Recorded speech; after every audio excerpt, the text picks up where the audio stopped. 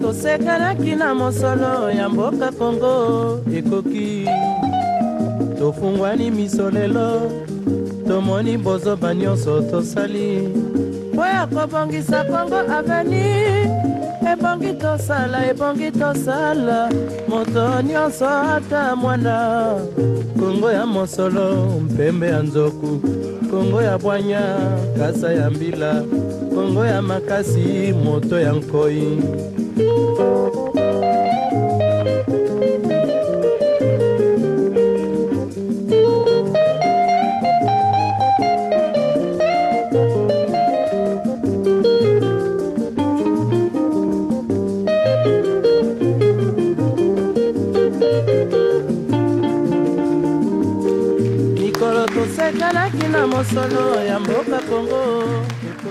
Votre serviteur de l'Alliance, le président Papa venait d'entrer et nous allons bientôt entamer la journée.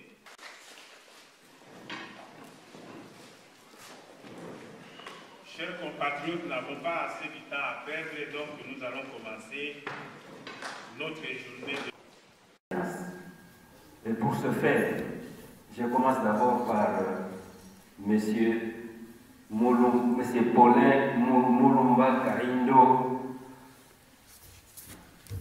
qui a été nommé par décision numéro AFC 028, cabinet du président national 2015.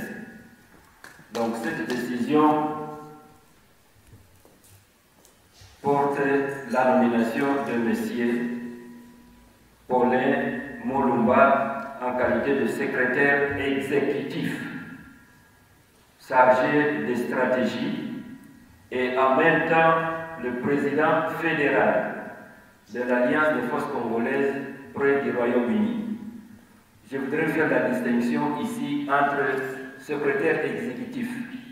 C'est en fait, il est en même temps au niveau de l'exécutif et en même temps au niveau de la fédération. Donc, pour être beaucoup plus clair, peut-être plus explicite, ça signifie secrétaire exécutif, c'est le rang du ministre, hein, comme on dit. Et puis, comme président fédéral, gouverneur. C'est compte tenu de l'importance des Royaumes-Unis. Monsieur le secrétaire exécutif.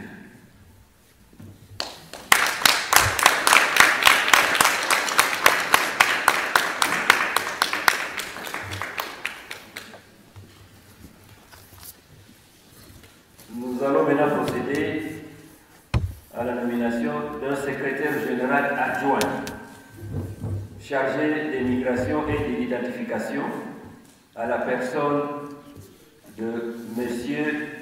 Ousmane Mbeza.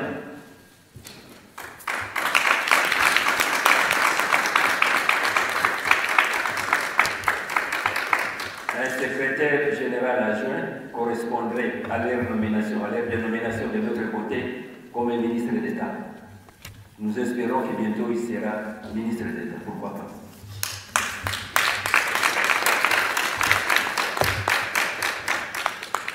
Nous allons procéder aussi à la nomination de Madame Lucie Kiala, qui a été désignée comme secrétaire exécutive en charge de l'enseignement primaire, secondaire et professionnel.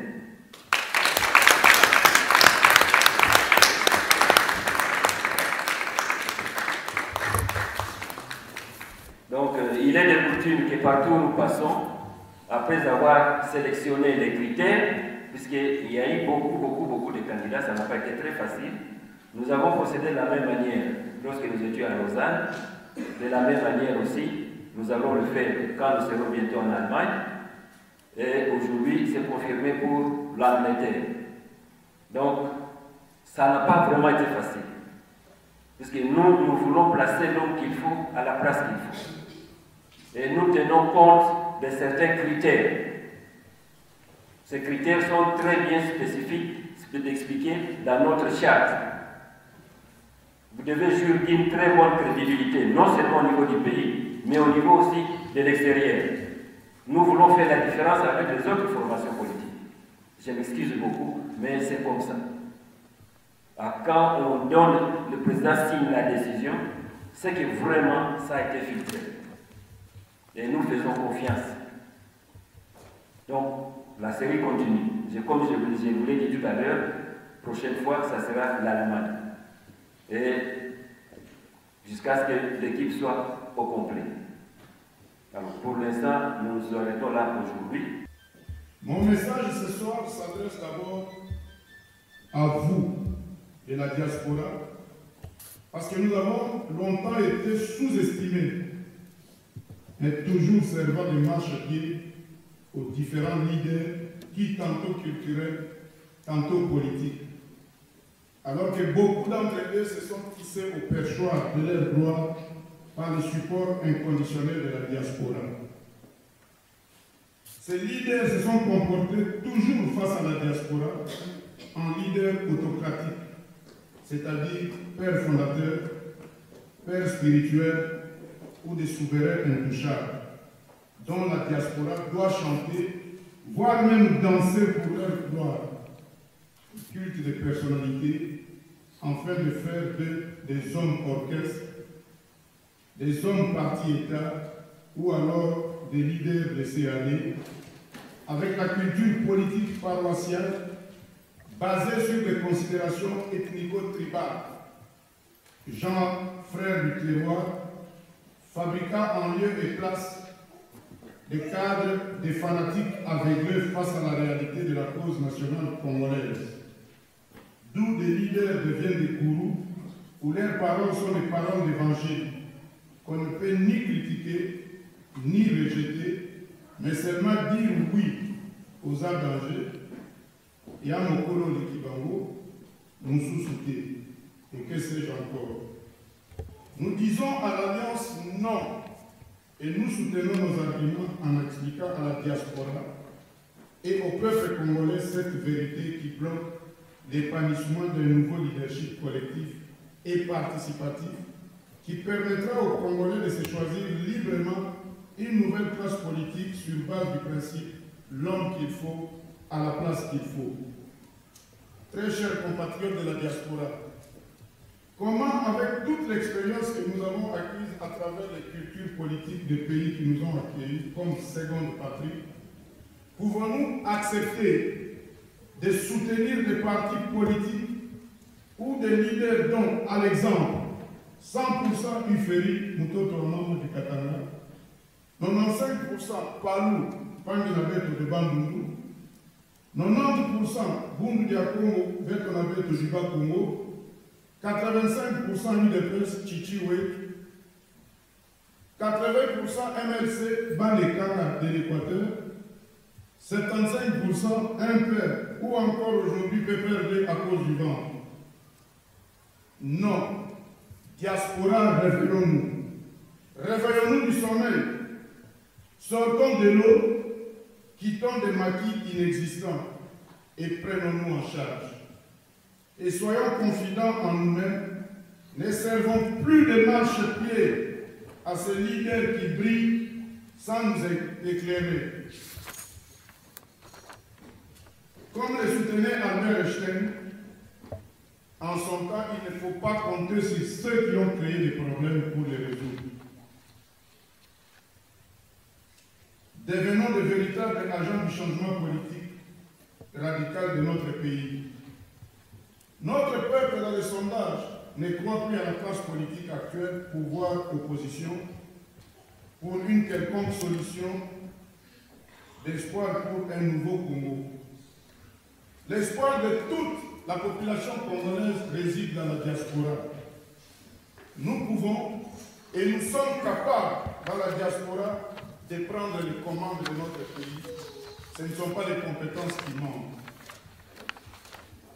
C'est pourquoi, alors que nos détracteurs commencent, soit par jalousie, soit aveuglés par le fanatisme corrompu, à vouloir décourager cette initiative du mariage scellé entre l'Alliance des forces congolaises, AFC, et le Haut Conseil de la résistance congolaise, HCR, HCRC pour un combat collectif et participatif par des critiques creuses sans fondement ni vision.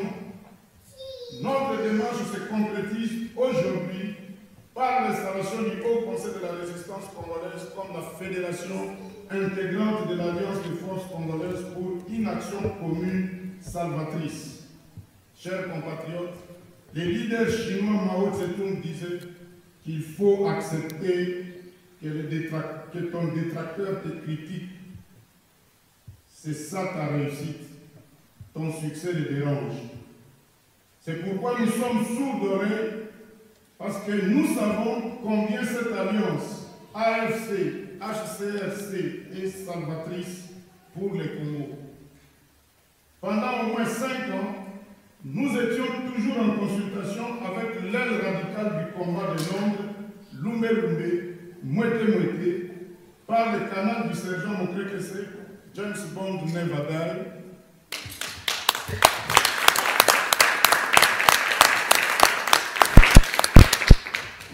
Pour voir comment concilier les deux tendances de la diaspora, l'élite politique et les Lumbe Lumbe, Mouete Mouete, afin de finaliser la pensée anglaise qui dit « Together, but not the same ».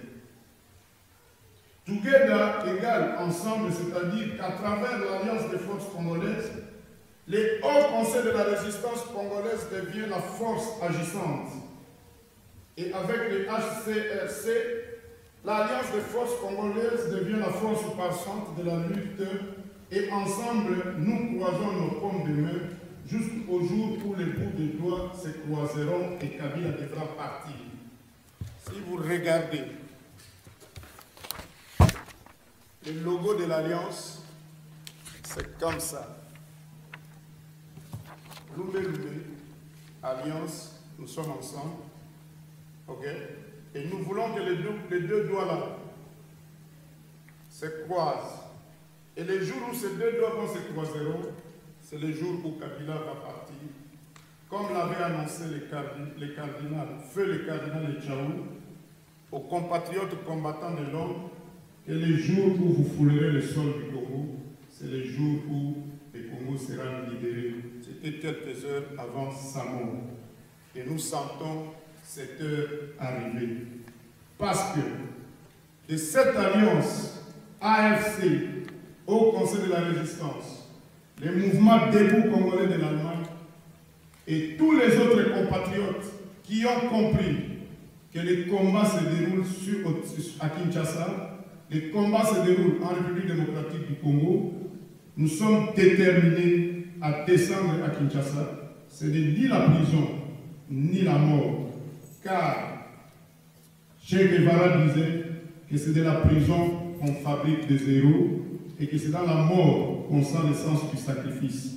Nous sommes prêts, car nous l'avons déjà expérimenté, des prisons à Brazzaville, des prisons à Kinshasa, et je crois que nous n'étions qu'au début de notre lutte. Si ce soir nous sommes ici à Manchester, c'est pour faire appel à nos compatriotes de la diaspora sur la cause, la vraie cause, c'est la libération de notre pays par le départ éminent de Joseph Kabila. Comme l'histoire le répète toujours, Mobutu est venu par les armes, il est parti par, il a dégagé par les armes. Laurent Désiré Kabila est venu par les armes, il a dégagé par les armes. Donc, Joseph Kabila, qui est venu par les armes, les viols, les assassinats du peuple congolais, partira aussi par la même arme des peuples congolais.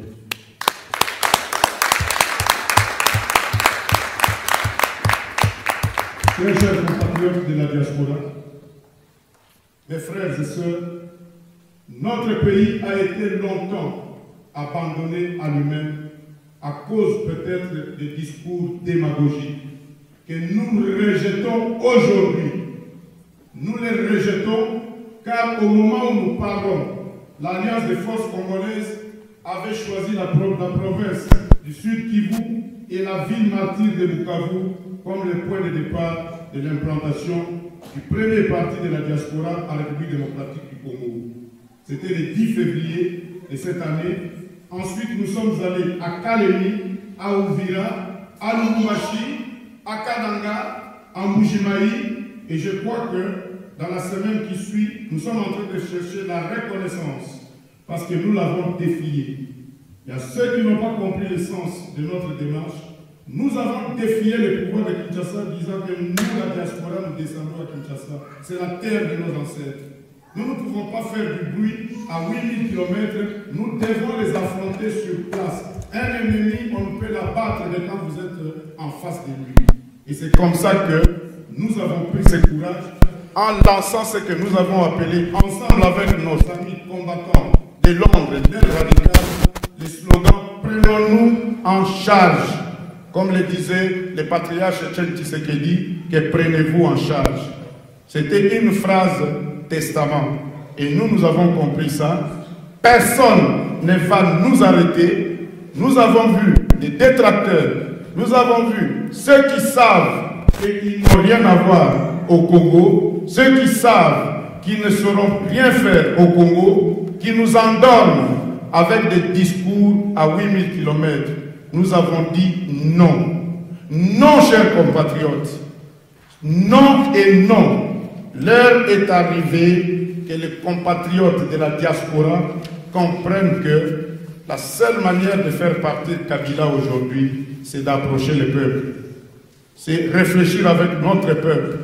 Ce n'est pas, comme l'a dit le pasteur ici, ce n'est pas réfléchir avec l'homme blanc, parce que l'homme blanc vous dit que le diable ne chasse pas le diable. C'est de réfléchir avec notre peuple, et c'est pour cela que l'Alliance des forces congolaises, qui au même moment est en train d'agir en Europe, agit sur terrain. Et nous allons y arriver, les preuves sont là, et je crois que rien ne va nous arrêter. Je suis en train de m'adresser. Nous sommes devenus aujourd'hui les chantres de la conscientisation de la diaspora. Nous nous sous-estimons alors que nous sommes la solution. Nous nous décourageons alors que nous sommes la force. Nous voulons réveiller la diaspora. Réveillons-nous du sommeil qu'on nous a endormis. Sortons de l'eau où on nous avait coulé. Quittons les maquis où on nous avait engagés. Soyons maintenant réalistes face à la solution de notre pays. Nous sommes là et personne ne va nous arrêter. Nous sommes là et personne ne va nous stopper parce que l'heure est arrivée où Kabila doit dégager par une seule arme le peuple. Le peuple, c'est plus que la bombe atomique. Au moment où le dictateur ukrainien était soutenu par la Russie, le peuple ukrainien l'a fait partir alors qu'il avait l'appui de l'arme nucléaire. Au moment où le dictateur était au Burkina Faso, le peuple l'a fait partir parce que c'est une arme incontournable.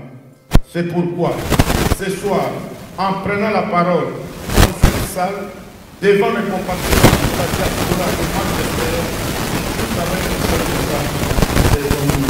prenons-nous en charge et que Dieu qui nous a créés, c'est Dieu qui nous a donné le Congo comme un cadeau, puisse nous protéger. Je vous remercie. Il s'agit maintenant de la prise de parole, de la locution de notre sergent. Nous prenons conscience. Si nous ne combattons pas, donc il n'y aura personne qui viendra combattre à notre place. C'est pourquoi nous sommes venus pour la deuxième fois, la troisième fois, ici dans la ville de Manchester. Je vous remercie pour cette présence. Merci, Monsieur le Président, pour votre nomination. Je les prends en acte.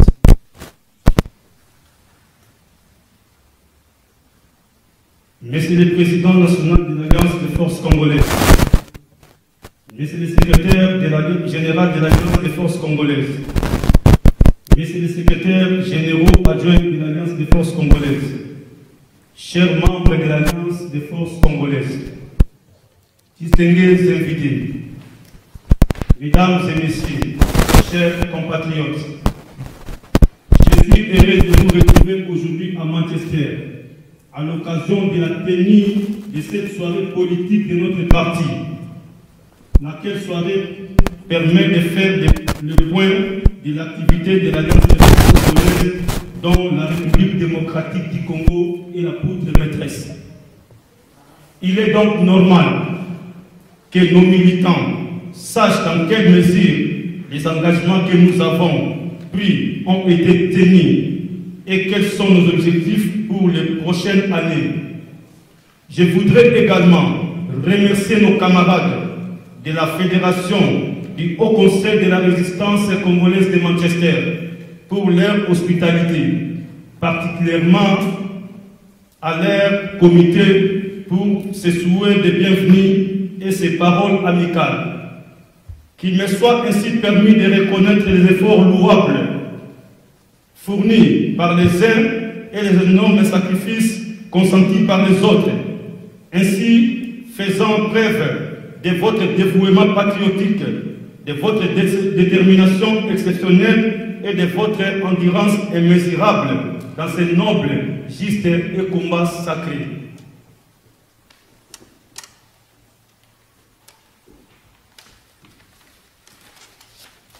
Mesdames et messieurs, chers compatriotes, le vent a soufflé dans la vie. Nous devons discerner le temps, analyser les événements et comprendre les enjeux politiques de l'ère. Chaque pays ou continent du monde a son cycle politique, et même en République démocratique du Congo. Chaque génération, saison et temps donne de naissance à ses acteurs et produit ses leaders politiques, religieux, musicaux, ainsi de suite. C'est la loi de la nature. Mesdames et messieurs, chers compatriotes, au monde, on a connu ceux qui ont lutté pour libérer leur peuple dans la dictature, l'apartheid, l'esclavagisme et l'occupation. Je cite à titre d'exemple M. Indira Gandhi, le pasteur Martin Luther King, général Charles de Gaulle, M. Nelson Mandela, M. Kwame Nkrumah, M. Bob Marley et tant d'autres. En République démocratique du Congo, je citerai le prophète Simon Kimbangu, qui s'est battu contre le colonialisme, M. Patrice Emery Lumumba pour l'indépendance, et son Excellence, le docteur Etienne Tshisekedi Wamulumba, qui a combattu la dictature farouche de M. Mobutu et qui continue à sacrifier sa vie pour l'instauration de la démocratie et l'établissement d'un état de droit en République démocratique du Congo. Aujourd'hui, le temps a soufflé pour que les combattants de lutter contre l'occupation illégale de notre pays, la République démocratique du Congo. Il est donc indispensable que la jeunesse de la diaspora congolaise et panafricaine discerne le temps pour comprendre ce que nous devons faire pour secourir nos peuples meurtris et libérer nos pays. Mesdames et messieurs, chers compatriotes, nous ne luttons pas seulement pour nous. Nous avons sacrifié notre aujourd'hui pour leur futur. Mais cette lutte n'est pas encore terminée. Soyons vigilants, prudents, mobilisés et debout jusqu'à ce que la vraie démocratie et l'instauration d'un état de droit soient instaurés dans notre pays, la République démocratique du Congo. Chers camarades, vous qui combattez à l'intérieur du pays, le Haut Conseil de la Résistance congolaise vous félicite sincèrement et vous encourage à poursuivre le combat. Soyons constants et unis, car l'union fait la force. Mesdames et messieurs, chers compatriotes, comme la politique est dynamique, il est donc de notre devoir d'adopter notre combat à la situation présente de l'histoire de notre pays, en vue de trouver les voies et moyens pour changer les choses positivement. Je suis admiratif de la capacité des Congolais à se relever, à réunir leurs forces, à rechercher la cohésion pour rappeler au monde entier que la République démocratique du Congo est un immense pays, à l'image d'un continent, riche de la diversité de ses ressources naturelles et humaines. 14 ans après cette crise, un vent puissant souffle de nouveau. Il souffle à l'espoir de vous rendre la place qui est la vôtre en Afrique, celle d'un modèle, d'une référence, d'une avant-garde sur un continent qui lui-même porte l'avenir du monde. Nous avons tant souffert de toutes sortes de maux, mais hélas, cela nous a rendus plus forts. Et nous avons désormais une langue et des populations en commun. Nous avons donc aujourd'hui le devoir de mettre cette proximité au service de nouveaux projets, au profit d'un rapprochement accru et d'une unité renforcée sur le plan international. C'est ainsi que je vois notre relation solide dans ses fondements. Elle peut se projeter confiante et sereine dans l'avenir, car c'est aussi ce message que je suis venu délivrer, ma foi en l'avenir. En l'avenir de la République démocratique du Congo, en l'avenir de l'Afrique, et enfin en ce que nous allons encore pouvoir bâtir. Mesdames et messieurs, chers compatriotes, je crois que l'Alliance des forces congolaises est capable de s'adapter à l'évolution de notre société et à un monde sans cesse changeant.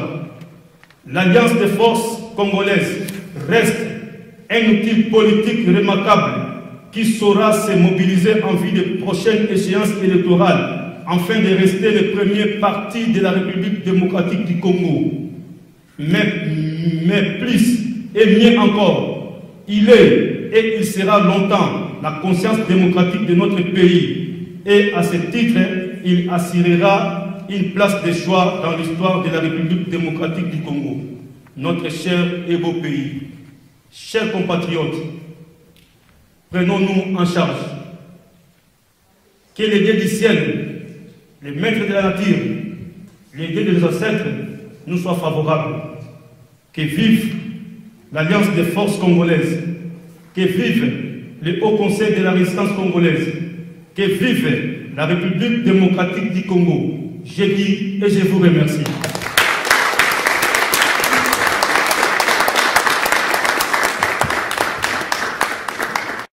Parole à Papa Secrétaire Général.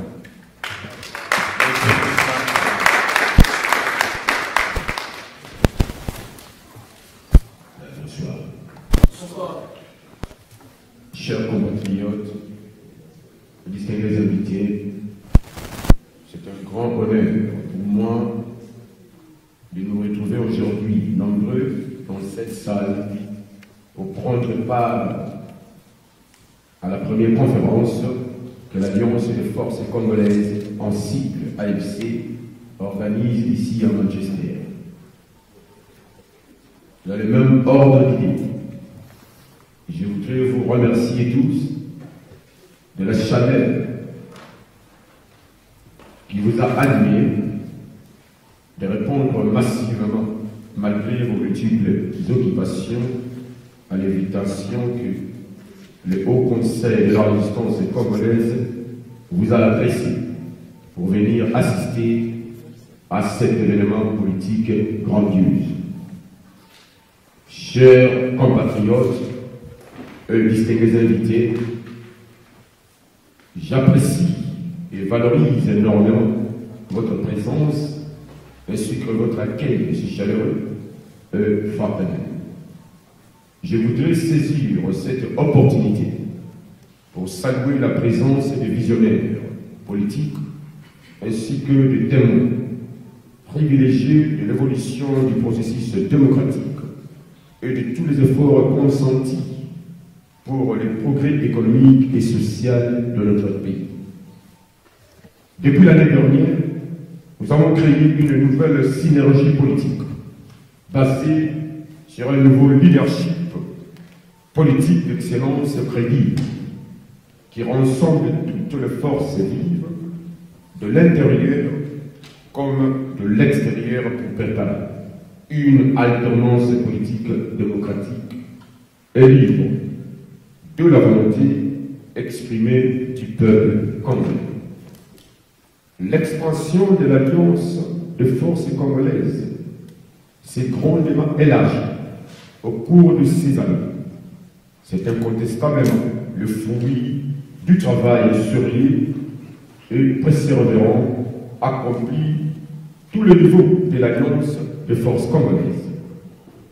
Les potentialités écologiques que gorge notre pays, les diverses qualités que fait preuve le peuple congolais et la confiance que les principaux bailleurs des fonds accordent à notre pays font que nous disposons de tous les atouts pour sortir la République démocratique du Congo, notre pays, du groupe de pays moins avancés pour le placer au premier rang du groupe de pays émergents.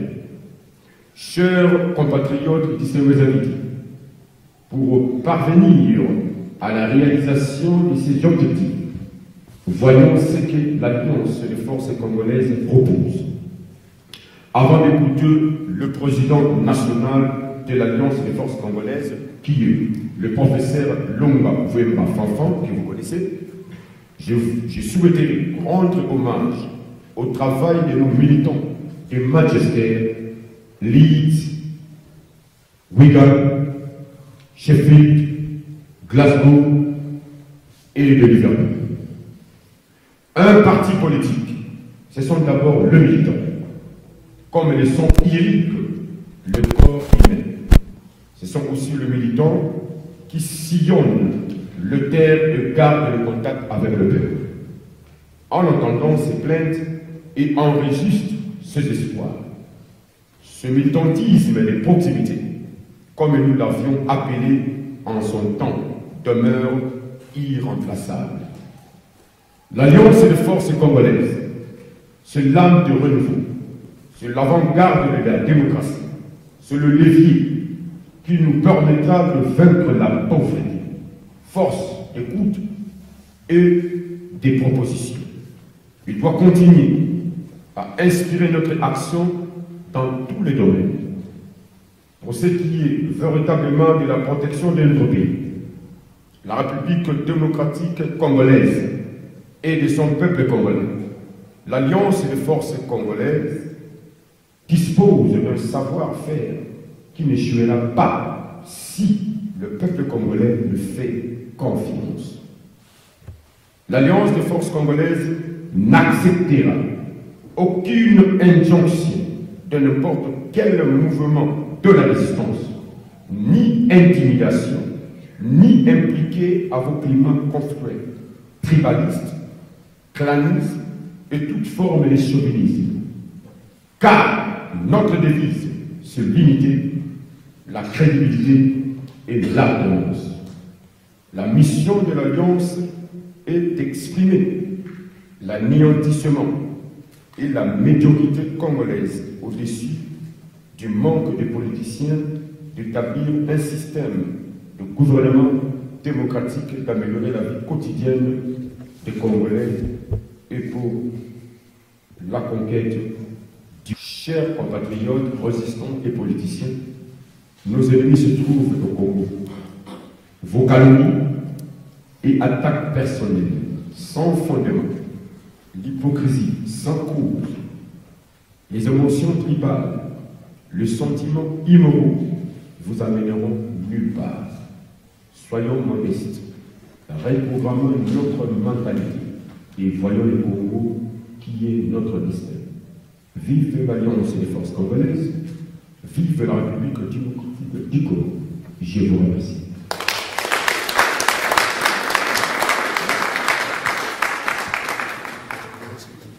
Nous voulons premièrement connaître pourquoi il y a cette fusion au Conseil et de l'Alliance. Quelle est la vision? Et comment comptez-vous assurer la grandeur de notre pays, c'est-à-dire chasser les occupants? Parce que quand nous avons chanté cette hymne nationale, il y a ici on dit nous préparons ton sol et nous assurons ta grandeur. C'est-à-dire assurer la grandeur d'un pays, c'est chasser tous ceux qui sont entrés dans ce pays-là comme envahisseurs. Et aujourd'hui, nous avons un problème au Congo. Le Congo est envahi par plus de 4 nations. Depuis 1997, il y a le Rwanda, Angola, Ouganda et l'Afrique du Sud, qui a envahi le Congo. C'est-à-dire, je voudrais savoir comment vous allez vous apprendre pour assurer la grandeur de cette nation que le professeur Boka, qui était celui qui a écrit l'hymne national, c'était un père, le père Boka, il a prophétisé, c'est-à-dire il savait déjà que le Congo sera envahi, et il demande aux Congolais de cette génération de récupérer le pays, c'est-à-dire il faut combattre, donc, parce que nous sommes envahis. Alors, la dernière question, nous sommes en Angleterre, les Français et De Gaulle, pour aller libérer la France en Normandie, c'est-à-dire avant l'embarquement, avant le débarquement en Normandie, ils étaient en Angleterre. Et en Angleterre, ils ne dormaient pas. Ils se sont organisés pour aller libérer leur pays. Mais avant le débarquement, les Français ne sont pas partis en France pour aller établir ou aller implanter les partis. Alors là, je suis un peu confus parce que l'orateur a dit qu'il était déjà parti au Congo vers l'est du pays pour aller implanter, je ne sais pas, c'est un parti politique, c'est un mouvement révolutionnaire. Je vous remercie.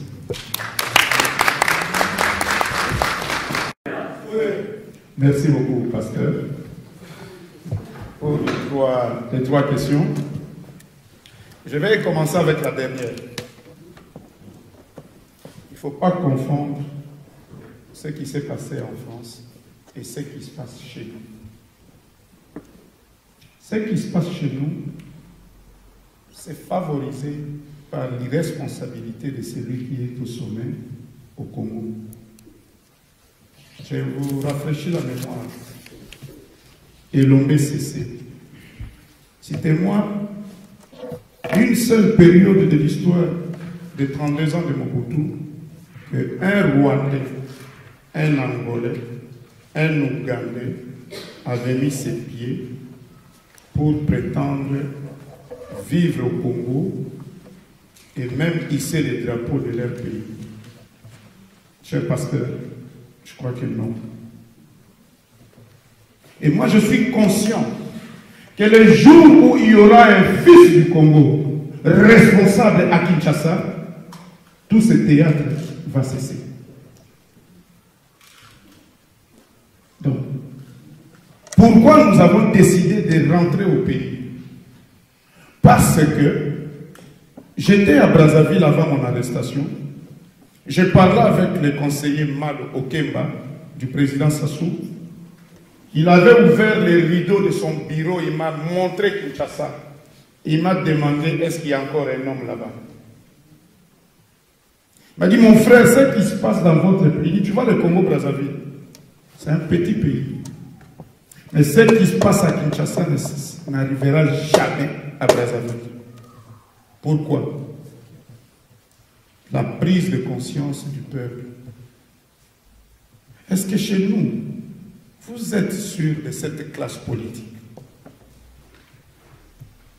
Vous organisez, pas même les soulèvements, la marche. Pasteur, n'est-ce pas? Le 19, le 20, le 21. Il y a mort d'hommes. Alors que les familles cherchaient peut-être les moyens pour enterrer leurs morts, vous qui prétendez être des leaders qui combattaient pour la cause congolaise, vous prenez des avions pour l'Amérique. Et vous venez dans les capitales européennes se taper la poitrine. Nous sommes les témoins oculaires des massacres. Nous sommes venus témoigner les massacres. De quel massacre il s'agit? Parce que si on avait une classe politique responsable, chers compatriotes, Kabila serait peut-être parti, parce qu'aucune arme n'est plus puissante que le peuple. Moi je dis et je maintiens que les organisateurs de la marche étaient surpris par la volonté et la détermination du peuple congolais. Et ils avaient organisé leur marche peut-être pour secouer Kabila afin que les enveloppes sortent. Mais le peuple congolais croyait qu'enfin Burkina Faso est commis à Kinshasa. Parce que je ne peux pas comprendre. Vous sortez les gens pacifiquement, on les assassine, Et vous arrêtez la marche parce qu'ils ont retiré la fameuse loi, ou je ne sais pas. Et en retirant cette fameuse loi, ils n'ont pas retiré leur stratégie. Pas plus qu'hier, j'ai appris que les gens de la mouvance présidentielle, excusez-moi de rire, avaient écrit un mémo à Kabila pour lui demander « Désigne-nous un dauphin ». Il les a tous mis dans une salle de pères de famille qui sont même plus âgés que lui. Il les a cérémoniés comme des petits-enfants en posant la question « Qui vous a dit que moi j'ai un dauphin ?» Et je crois que nous avons suivi les pauvres Zacharie crier sur les vieux Mwando Simba et les autres. Ça signifie que il y a irresponsabilité au sommet de l'État. Il y a irresponsabilité dans la classe politique.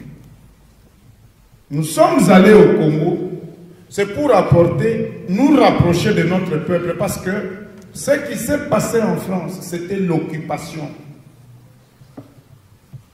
C'est pourquoi à Bruxelles, le 24 janvier, quelqu'un m'avait posé dans la salle la question, le Congo est sous occupation, mais vous parlez d'aller au Congo. Je lui ai dit, mon frère, je souscris en faux. Parce que là, c'est comme si les voisins te tapent chaque jour et tu ne fais que pleurer. Qu'est-ce que tu fais pour résister face à ces voisins qui te tapent? Moi, je crois que c'est nous. Tu sais, les Rwandais se moquent de nous. Hein. Quand les Congolais crient du matin au soir, pasteur, nous devons arrêter de dire que nous sommes sous-occupés. Les Rwandais ne peuvent pas occuper le Congo. Les Allemands pouvaient occuper la France. Parce que l'Allemagne, c'était une puissance, mais pas les Rwandais.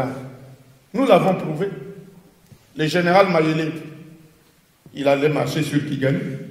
Mbouza Mabé, il voulait frapper Kigali. On l'a rappelé pour le mettre dans un cercueil. Ndala, ça, si vous comprenez, je demande à cette salle, nous sommes tous les fils de l'Afrique, citez-moi les records de l'armée rwandaise dans l'histoire des armées en Afrique. Zéro. C'est pourquoi je fais, pasteur, je profite avec toi pour faire appel, parce que pour nous, la vraie armée du Congo s'arrête avec les phases. Pourquoi nous les appelons ex-phases? Parce que la vraie armée de notre pays, c'est les phases, les forces armées zaïroises. Ils n'ont jamais perdu. Ils n'ont jamais perdu. Ils en avaient marre de 32 ans de Mobutu, et eux, ils croyaient que le pouvoir qui venait allait composer une nouvelle armée d'élite. Mais qu'est-ce qu'ils ont reçu? On remplace l'armée régulière. Vous savez, tout ce qui s'est passé au Congo depuis 1997 à ce jour, c'est anormal. Parce que dans aucun pays du monde, l'armée rebelle, pas même l'armée, parce que les troupes qui viennent dans la rébellion, souvent, ce n'est pas une armée, on ramasse n'importe qui. Dans la rébellion, on peut former un guerrier, un combattant en 2 semaines, une semaine. On te montre juste comment tirer. Nous les voyons. Et comment vous pouvez remplacer une armée régulière qui, depuis la force publique, je ne sais pas si vous comprenez, chers compatriotes, forces armées congolaises, non, la force publique, l'ANC, l'armée nationale congolaise, forces armées congolaises et puis forces armées zaïroises, une armée d'élite qui a fait preuve. Beaucoup ne savent pas que l'expression Likili, c'est le nom d'un soldat de la force publique congolaise qui avait maîtrisé 30 soldats allemands pendant la Première Guerre mondiale, et toute la communauté internationale était étonnée que ce monsieur puisse bloquer 30, neutraliser 30 Allemands. C'est pas pour rien, à la fin de la Deuxième Guerre mondiale, le Congo avait été dédommagé. C'est à cause de la prouesse des troupes de la force publique. Mais l'Angola que nous craignons aujourd'hui, en 1975, pendant la guerre de l'indépendance de l'Angola, je crois que ce sont les troupes du Congo qui sont allées pour remettre la paix entre le peuple angolais. Mobutu a commis tous les péchés, toutes les fautes, tous les péchés du monde. Pardonnez-moi. Mais la seule réussite de Mobutu, c'est la formation d'une armée d'élite. Que personne ne nous trompe.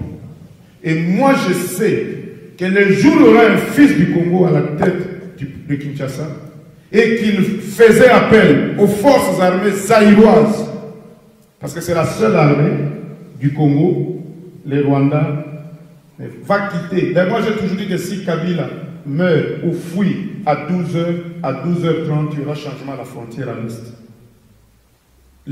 L'occupation de la France par l'Allemagne, c'est une autre réalité qu'il ne faut pas comparer avec ce qui se passe à Kinshasa. Ce qui se passe à Kinshasa, c'est quoi? C'est comme si tu prenais ton fils et tu vas le mettre dans ta deuxième parcelle comme landlord, bailleur. Je ne sais pas si vous comprenez. Vous prenez votre fils, vous lui dites, bon, la maison à Lingwalisi, c'est toi qui vas gérer ça. C'est ce qui se passe à Kinshasa. Ils ont profité de la faiblesse du peuple congolais face à la dictature de Mobutu de 32 ans. Et le peuple congolais qui croyait, qui accueillait l'AFDEL comme un pouvoir qui va amener un pouvoir providentiel, nous avons été déchantés, je me rappelle, les étudiants de l'UNIKIN avaient chanté le jour où Laurent Désiré Kabila prêtait serment, ok, que samedi Togobengana, Kokamoko, je me rappelle. Parce que les étudiants avaient vu qu'il y avait une comédie dans ces pouvoirs qui arrivent. C'est pourquoi, cher pasteur, l'occupation de la France par l'Allemagne, ça c'était l'occupation. Mais ce qui se passe ici, combien des officiers congolais ont tenté quelque chose à l'Est, qu'on rappelle à Kinshasa, et la finalité c'est quoi? Les cercueils. N'est-ce pas? Tout Congolais qui a une visibilité est éliminé. Pourquoi? Parce que celui qui est à Kinshasa est irresponsable. Donc pour moi, si je dois te répondre, nous de la diaspora, nous pouvons faire partir Kabila. Comme les Égyptiens ont fait partir Moubarak, comme les Tunisiens.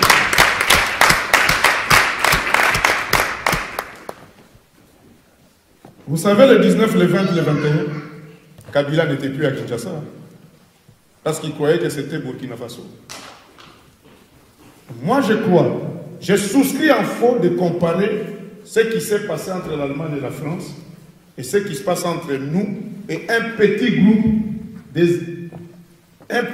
des irresponsables. Ce n'est pas... Les peuples rwandais, ils sont combien d'abord? Je crois que c'est 3 millions. Ça, si vous comprenez. L'Allemagne, c'était une puissance à l'époque et l'Allemagne pouvait occuper la France. Mais les Rwandais n'occupent pas le Congo. Sauf que le Rwanda est favorisé par celui qui est censé protéger la souveraineté du Congo. Si le papa qui est censé protéger sa famille laisse entrer maintenant les voyous dans la parcelle, je crois que les filles de cette famille-là seront tous des putes. N'est-ce pas? Donc, les garants de la souveraineté, les garants de la nation, les commandants suprêmes des armées, tout président au monde est appelé commandant suprême des armées, qui est censé nous protéger, c'est lui qui nous vend. Car AFDEL égale CNDP, CNDP égale M23, M23 égale Joseph Kabila. Excusez-moi, chers compatriotes. Donc, si je dois répondre au pasteur, je te dirais, il m'est difficile de te répondre parce que toi et moi, nous tous ici, nous sommes victimes de l'irresponsabilité au sommet de l'État congolais. Avec, vous savez, 2 mois avant la mort de Madame Dupont, Ghislaine Dupont, je l'avais rencontrée à Paris, à Trocadéro. Il m'a dit, Monsieur Longa, ne venez pas avec le discours Kabila et Rwandais parce que nous n'allons pas accepter. Pourquoi? Quand Kabila a posé sa candidature, citez-nous un seul Congolais qui a dit, de tous vos candidats là, qui avait dit non, je ne vais pas aller aux élections parce que Kabila est Rwandais? Personne.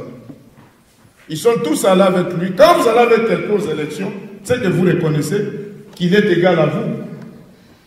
Nous, quand nous parlons des élections ici, c'est élections sans Kabila. L'Alliance dit oui aux élections. Et l'Alliance veut, si notre message ici, soyons conscients, j'ai dit, réveillons-nous du sommeil qu'on nous a endormis, sortons de l'eau où on nous avait enfoncés,